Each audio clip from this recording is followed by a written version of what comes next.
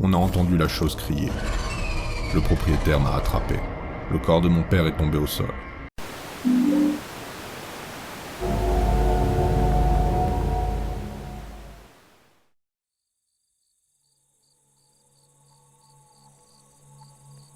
Mon père m'a raconté une histoire un jour, et je ne l'ai jamais oubliée pour plusieurs raisons. Je pense que c'est la toute première histoire qu'il m'a racontée quand j'étais enfant. C'est aussi l'histoire de la mort de mon grand-père. Mais honnêtement, ce n'est pas pour ça que je m'en souviens autant. On entend des choses à la télévision, ou parfois on surprend des conversations en public.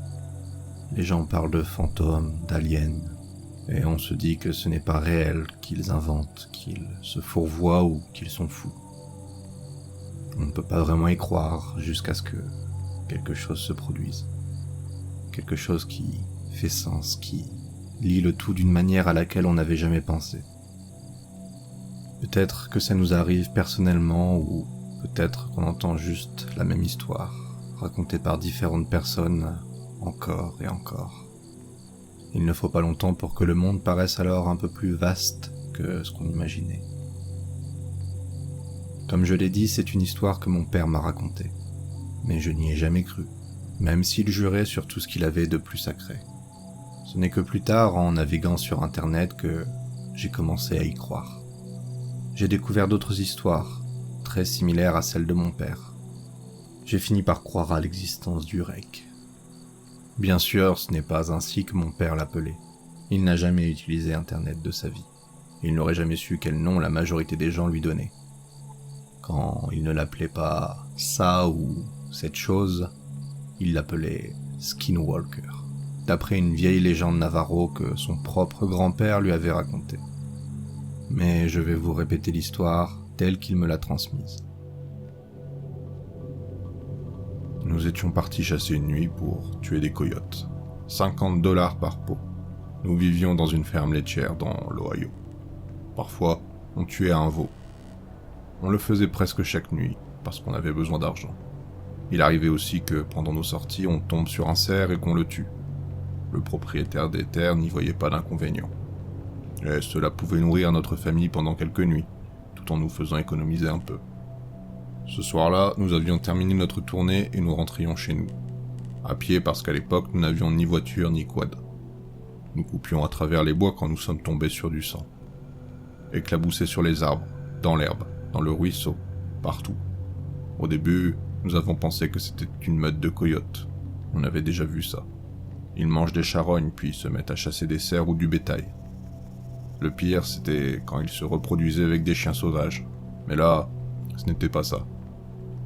Quand une meute de chiens, de loups ou de coyotes attaque, elle le fait proprement. Il cible un individu faible, malade, vieux ou petit. Il le traque, le pousse dans un endroit dont il ne peut pas s'échapper.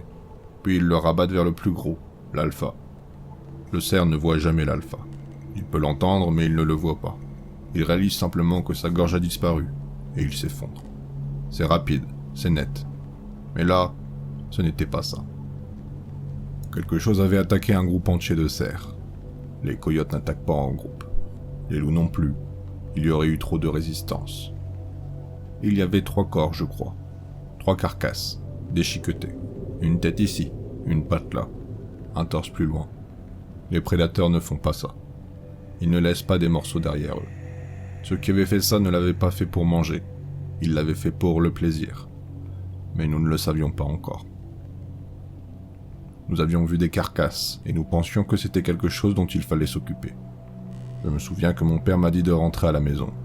Il pensait que c'était une meute de chiens sauvages, mais je n'allais pas l'abandonner.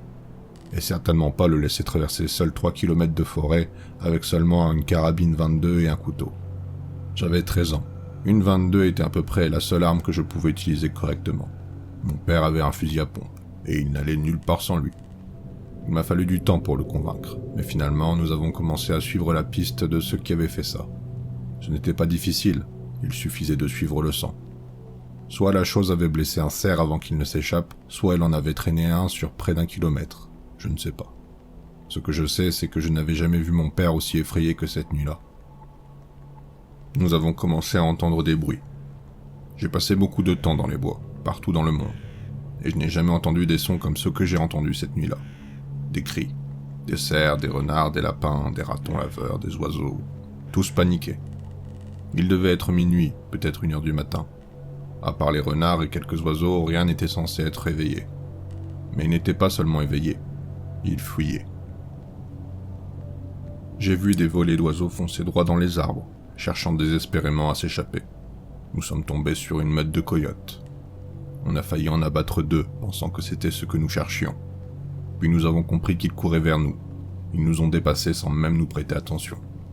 Puis des cerfs ont fait la même chose, puis des lapins, des écureuils, des renards, même quelques sangliers.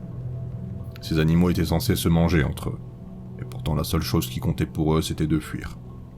Nous aurions dû comprendre que ce que nous suivions n'était pas quelque chose que nous étions censés voir, encore moins quelque chose que nous pouvions tuer. Je ne sais pas pourquoi nous ne sommes pas rentrés. Je suppose que nous étions curieux. C'était dans la nature de mon père d'aller vers le danger, de l'affronter. Et connaissant ce qu'il avait vécu pendant la guerre, ma nature à moi était de rester auprès de lui. Nous sommes finalement arrivés dans une vallée dégagée. D'ordinaire, c'était un champ de soja, mais ce n'était pas la saison. Il n'y avait que de la terre nue.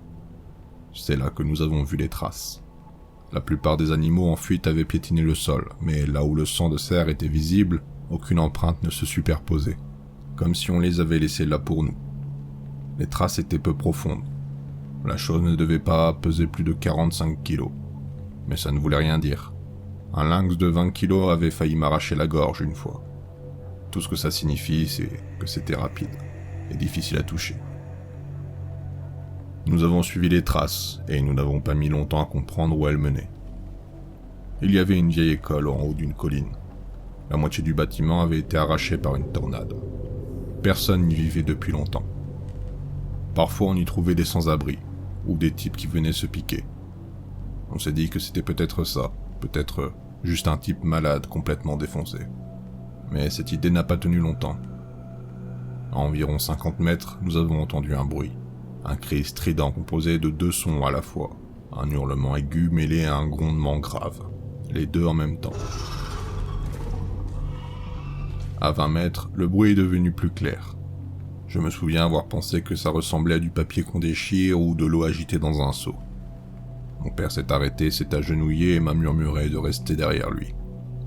Il m'a dit qu'on était sur le point de le coincer. Un animal se bat toujours quand il est acculé, surtout un prédateur. Mais les traces indiquaient qu'il était seul. Le plan était simple. S'approcher pendant qu'il mangeait, tirer, continuer à tirer jusqu'à ce qu'il ne bouge plus. Et si jamais il atteignait mon père, c'était à moi de tirer ou de le poignarder pour le dégager. Il a avancé. J'étais juste derrière lui, légèrement sur le côté.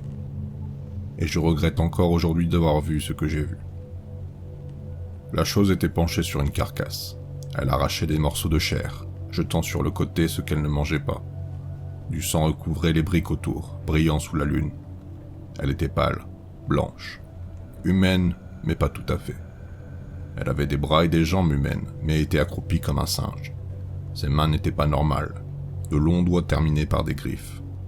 Mon père a hésité, il n'allait pas tirer sur un être humain, alors il s'est raclé la gorge pour attirer son attention. Je jure devant Dieu que tout bruit s'est arrêté. Un silence total. 2 secondes où rien n'existait. Puis la chose s'est retournée, a poussé un cri strident et a sauté sur mon père. Il a tiré. Je crois qu'il a raté. Si la balle l'a touché, ça ne l'a pas dérangé. Elle était sur lui. Elle le découpait en morceaux. J'ai tiré à bout portant avec ma 22.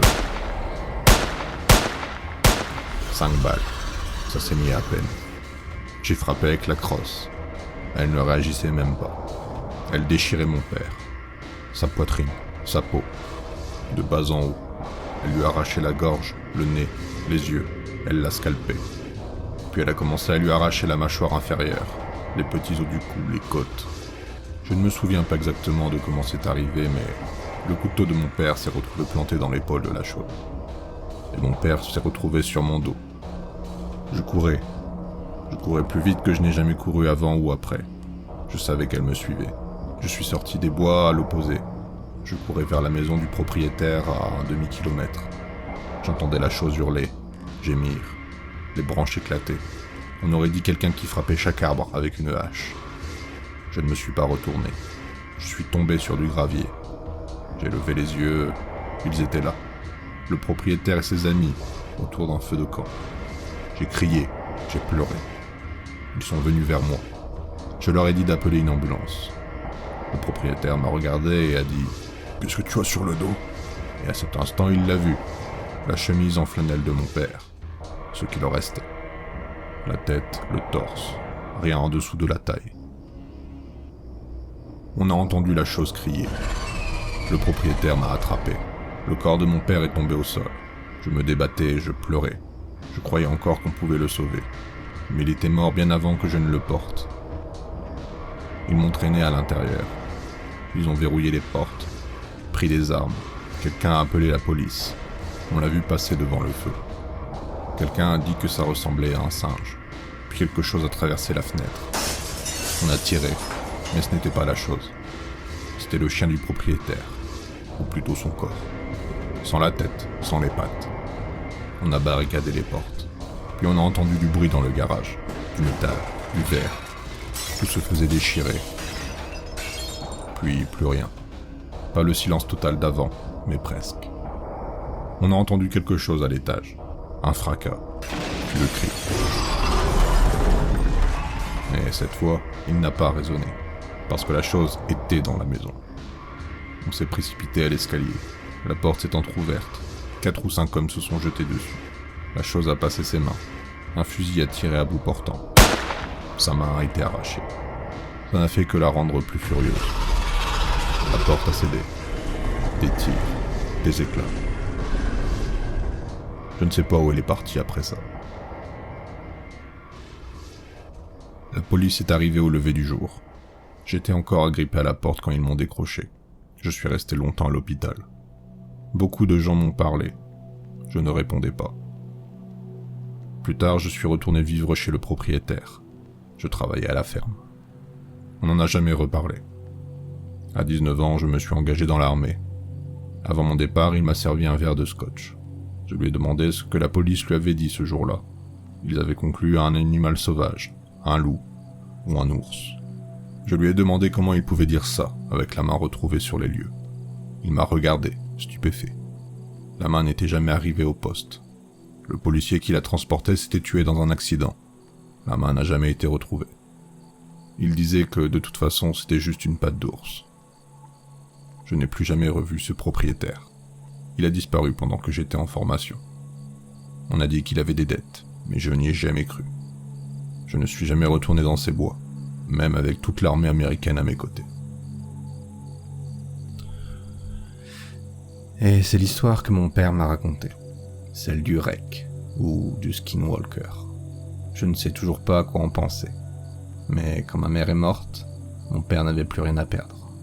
Il est retourné dans ces bois. Il n'est jamais revenu. Le FBI est intervenu et ils ont fait semblant de chercher. Ils ne l'ont jamais retrouvé.